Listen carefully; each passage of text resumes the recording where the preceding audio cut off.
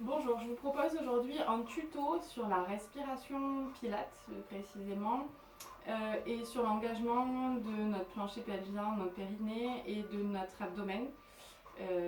Puisque le but l'essentiel du pilates, c'est renforcer notre centre. Notre centre, c'est vraiment notre ceinture abdominale.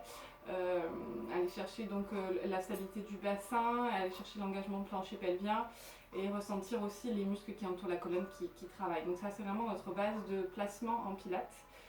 Après, on peut s'amuser à faire tous les mouvements possibles en gardant en tête ces engagements-là pour protéger le rythme de notre colonne vertébrale et se renforcer durablement pour avoir un corps plus tonique et qui nous aide dans la vie de tous les jours. Donc je vais vous demander d'abord de vous placer, on va démarrer de posture assise, mais pas forcément au sol. Je vais vous demander de récupérer une brique. Donc vous souvenez-vous, à la place d'une brique, on peut prendre un dictionnaire, par exemple, ou un gros livre, voilà, assez épais. Donc vous vous placez sur votre brique.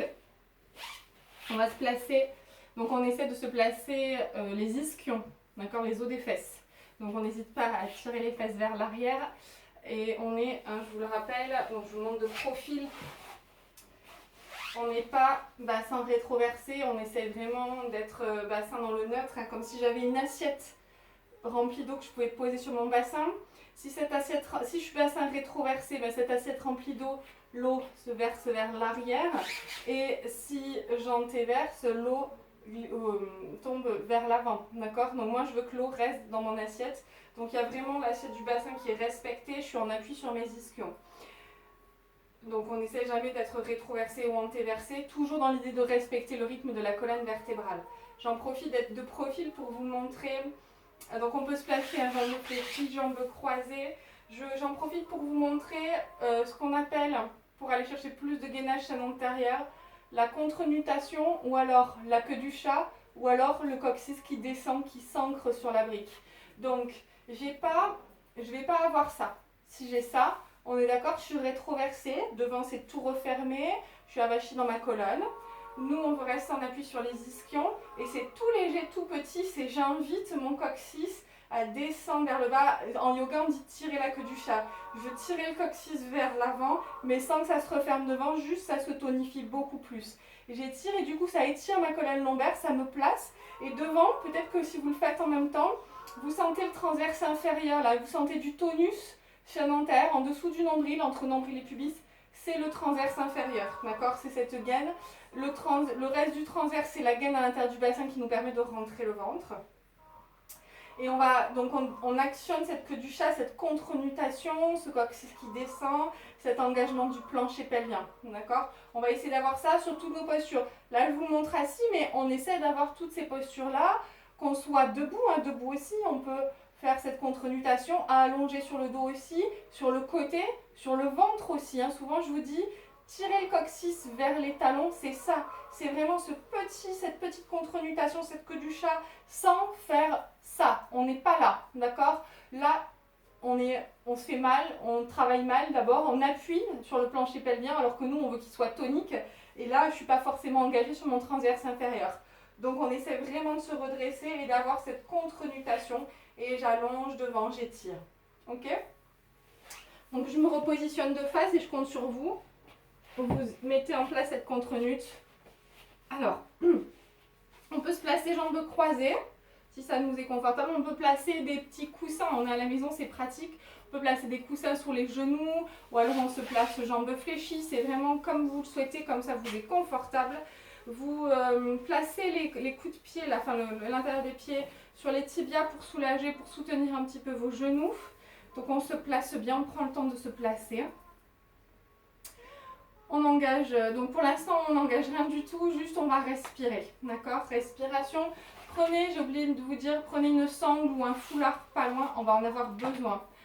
Donc là on va se laisser respirer, on peut placer les mains sur les genoux et on va se laisser respirer. On va laisser le ventre inspirer, laisser la cage thoracique inspirer, puis la poitrine sous les clavicules. Et on expire. On descend la poitrine, les côtes et on vide notre ventre. On inspire, on laisse inspirer. Sentez tous les étages. Qu'est-ce qui se déclenche? Expirez. Inspirez. Ok. On va aller chercher maintenant des respirations différentes. Respiration, donc là on était sur une respiration abdominale, thoracique, claviculaire. Et là on va rester sur une respiration thoracique. Donc vous allez récupérer une sangle que vous allez placer autour de vos côtes. Vous allez croiser devant, d'accord, sous la poitrine. Donc là, elle inspire. Je peux continuer avec respirer avec le ventre, d'ailleurs, si vous voulez. On n'est pas obligé de respirer qu'en thoracique. J'aimerais que vous sentiez que vous allez vous appuyer contre cette sangle. Pour autant, vos mains ne vont pas bouger. On inspire. Ça s'ouvre. On expire. Ça se referme. Essayez de sentir les côtes basses qui se referment. Et vous avez l'action de les refermer. On inspire. Expirez.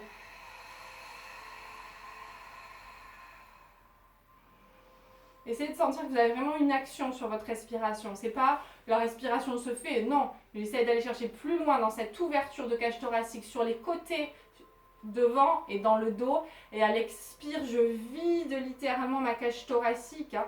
Il y a vraiment un travail musculaire, hein, les muscles qui entourent les vertèbres, les côtes, pardon, travaillent hein, pour ouvrir, refermer. Et ça va connecter à l'expiration. J'abaisse bien les côtes. Et au bout d'un moment, ça va connecter avec l'abdomen, mais ça, on y reviendra plus tard. Allez, je vous laisse ressentir cette ouverture cage thoracique. Expirez. J'essaie vraiment là de sentir que ça se rapproche, ça se referme. Mais sans relâcher votre buste. Hein. Moi, mon buste, il reste ouvert. J'essaye d'isoler cette ouverture dans la cage thoracique et pas tout mon buste qui va, qui vient. On essaie de rester stable, de vraiment isoler cette ouverture dans la cage thoracique. Ça s'expanse et ça se vide. D'accord ? Si vous souhaitez, vous restez encore un petit peu sur ces respirations.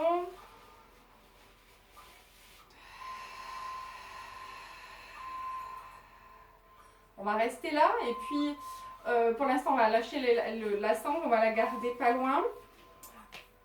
On va maintenant travailler sur nos engagements, sur nos contractions. En yoga on dit les verrous, les bandhas.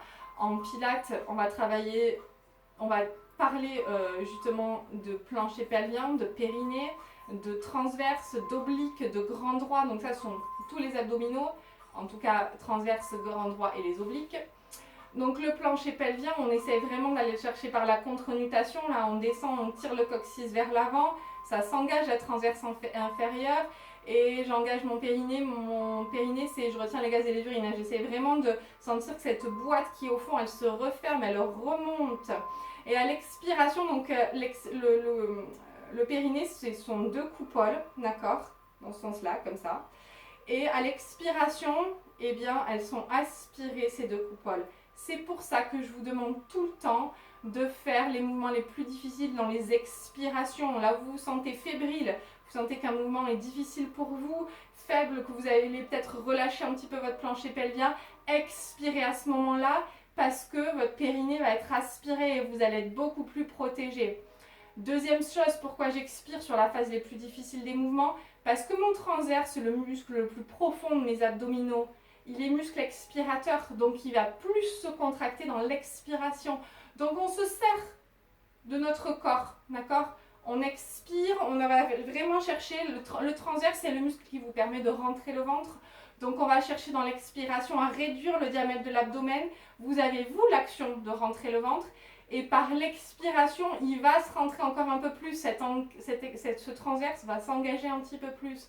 Et donc on essaie d'aller chercher ce plancher pelvien et ce transverse qui travaillent en synergie. Et là, on est bien stable, bien protégé dans notre colonne lombaire et on peut faire tous les mouvements possibles si on a ça. Si on a ça qui est en place, on est protégé dans notre colonne. Et surtout, bien évidemment, autograndissement dans toutes les postures. Même sur les rollovers, sur les boomerangs, on a la colonne longue, la plus étirée possible. On ne veut pas réduire devant, d'accord ? Il y a vraiment un apport de la respiration dans nos postures, d'accord ? Nos respirations nous aident à nous renforcer, nous aident à faire le mouvement, à être plus gainé, plus tonique. Et ça va nous aider dans la vie de tous les jours. Donc, on a mis ce plancher pelvien transverse.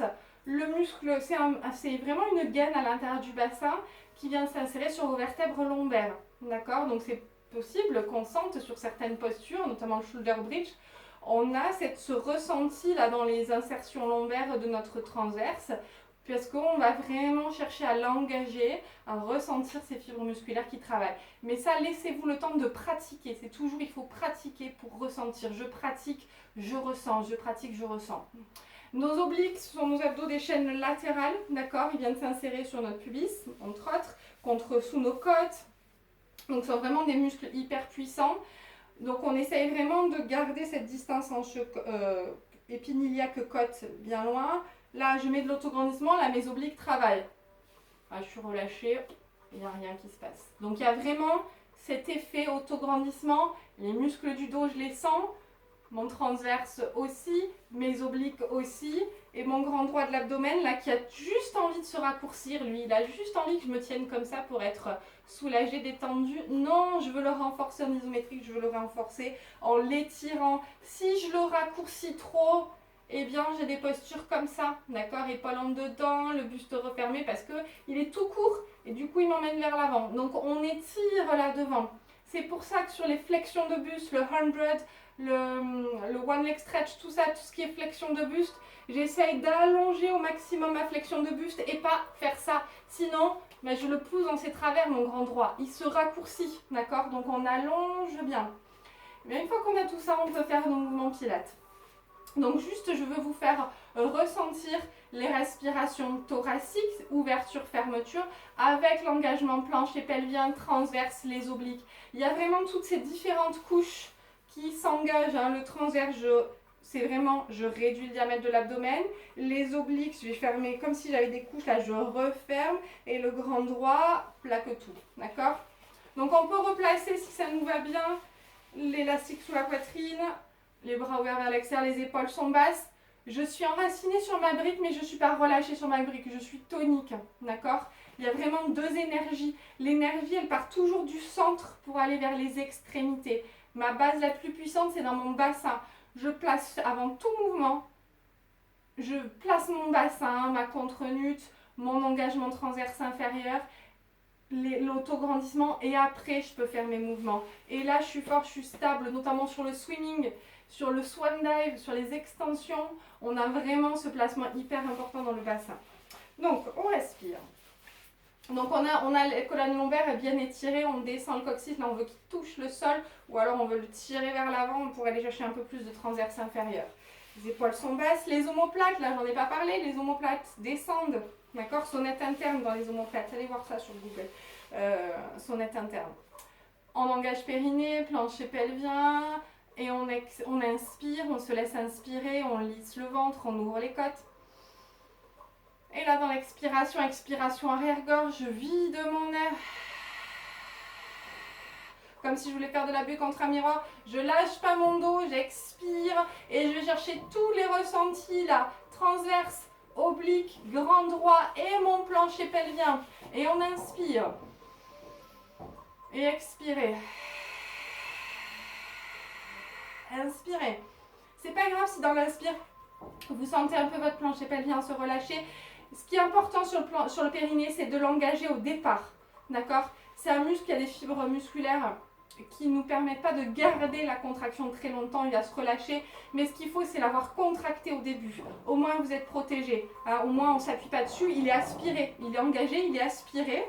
Et du coup, tout est stable, ma boîte elle est refermée par le bas et moi je veux refermer tous les côtés de ma boîte, d'accord?